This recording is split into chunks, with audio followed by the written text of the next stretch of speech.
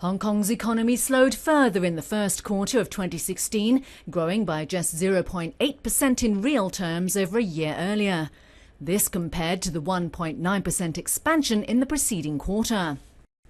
Real GDP fell 0.4% over a year earlier, after a 0.2% growth in the preceding quarter. The external environment deteriorated during the quarter, leading to a deeper setback in both goods and services trade. Hong Kong's total goods exports dropped 3.6% in real terms from a year earlier. Services exports remained in the doldrums, with a year-on-year decline of 4.9%, inflicted by a sharper drop in visitor arrivals and weaker visitor spending, and by sluggish cargo and trade flows. Delivering the first quarter economic report, Principal Economist Andrew Au noted that global economic growth is likely to remain modest in the near term, with downside risk.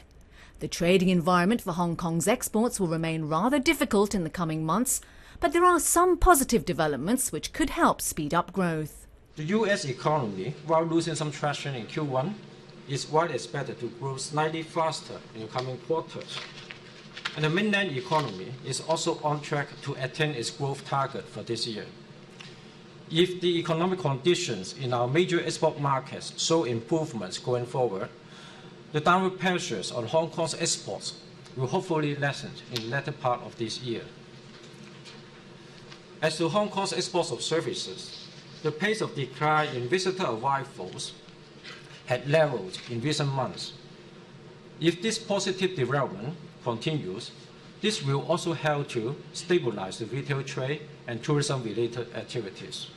Mr. Au added that the government would leave unchanged its full-year GDP growth forecast of 1 to 2% as announced in the budget, after taking into account the actual growth outturn in the first quarter and the external uncertainties still faced by the Hong Kong economy.